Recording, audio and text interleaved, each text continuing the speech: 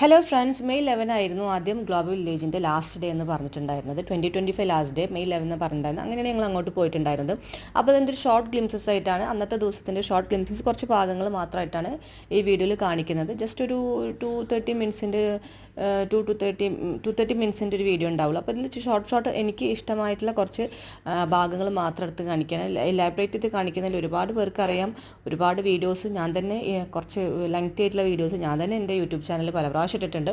അപ്പോൾ ഇന്നലെ പോയിട്ട് കണ്ട കാഴ്ചകളാണ് എനിക്ക് കുറേ വ്യത്യാസമായിട്ട് തോന്നിയത്. എല്ലാ വർഷത്തെക്കാട്ടിലും കൂടുതൽ വെറൈറ്റീസ് ഓഫ് ഫുഡ്സാണ് ഇവിടെ കൂടുതലത്. നമ്മൾ ഇത്രയും കാലം കാണാത്ത ഒരുപാട് ഫുഡ്സും കാര്യങ്ങളും, കുറച്ചും കൂടി എന്താ പറയുക, കുട്ടികൾക്കും യങ്സ്റ്റേഴ്സിനൊക്കെ ഇഷ്ടപ്പെടുന്ന രീതിയിൽ ഒരുപാട് വെറൈറ്റീസ് ഓഫ് ഫുഡ്സ് നമ്മൾ ഈ സാധാരണ യൂട്യൂബ് വീഡിയോസിലും ടിക്ടോക്ക് വീഡിയോസിലൊക്കെ കാണാവുന്ന തരത്തിലുള്ള ഒരുപാട് പിന്നെ ഫുഡ്സ് ഉണ്ട്. അതായത് ഓരോ രാജ്യത്ത് അവിടെ ഫേമസ് ആയ ഫുഡ്സൊക്കെ ഇവിടെ ഗ്ലോബൽ വില്ലേജിൽ ഇത്രയും സ്റ്റോൾസ് ഒന്നും കഴിഞ്ഞ വർഷം വന്നപ്പോൾ ഞാൻ കണ്ടിട്ടുണ്ടായിരുന്നില്ല.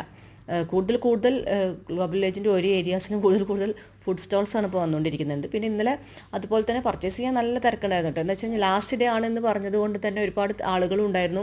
മെയിൻലി എല്ലാവരും പർച്ചേസിങ് എന്നുള്ള മൈൻഡിലാണ് വന്നിട്ടുണ്ടായിരുന്നത്. അപ്പോൾ പിന്നെ ചെറുതായിട്ടൊക്കെ പർച്ചേസ് ചെയ്തു, നന്നായിട്ട് കുറേ പർച്ചേസ് ചെയ്തു എന്ന് ചോദിച്ചാൽ ഇല്ല, ചെറിയ രീതിയിലൊക്കെ പർച്ചേസ് ചെയ്തു, ഫുഡ് കുറച്ച് കഴിച്ചു. പിന്നെ ഈ പറഞ്ഞ എന്താ പറയുക, ഐസ്ക്രീംസും കാര്യങ്ങളും നമുക്ക് അങ്ങനത്തെയൊക്കെയാണ് നമ്മൾ അധികം കഴിക്കാം. പിന്നെ കുറച്ച് ഫുഡൊക്കെ ഞങ്ങൾ കൊണ്ടുപോയിട്ടുണ്ടായിരുന്നു. അങ്ങനെ നടന്ന് ഓരോ കാഴ്ചകൾ കണ്ടു. ഈ കാഴ്ചകളൊക്കെ നമുക്ക് വളരെ സന്തോഷം, നമുക്ക് മനസ്സിന് നല്ല സന്തോഷം തരും. നമ്മൾ നന്നായിട്ട് ആസ്വദിക്കും. അവർ നമ്മൾ നന്നായിട്ട് ആസ്വദിപ്പിക്കാൻ വേണ്ടിയിട്ട് ട്രൈ ആക്കുന്നുണ്ട്. സോ നല്ലൊരു എക്സ്പീരിയൻസ് ആയിരുന്നു. ചെറിയ രീതിയിൽ നമുക്ക് ഡ്രസ് മെറ്റീരിയൽസും കാര്യങ്ങളൊക്കെയാണ് നമ്മൾ വാങ്ങിയിട്ടുണ്ടായിരുന്നത്.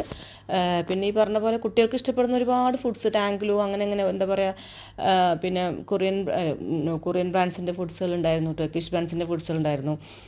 അതൊക്കെ നല്ല രസമായിരുന്നു കേട്ടോ. ഓക്കെ, ഒരു 5 ഇയേഴ്സ് ബിഫോർ ഒന്നും ഈ ബ്രാൻഡ് ഫുഡുകളൊന്നും ഗ്ലോബൽ വില്ലേജ് കണ്ടിട്ടുണ്ടായിരുന്നില്ല.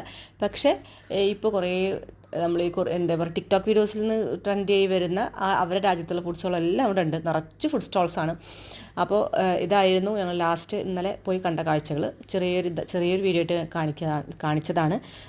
നിങ്ങൾക്ക് അത് വീഡിയോസൊക്കെ ഇഷ്ടമെന്ന് വിചാരിക്കുന്നു. പക്ഷേ ഇനി ഇത് എക്സ്റ്റെൻഡ് ചെയ്തത് മെയ് 18 വരെ.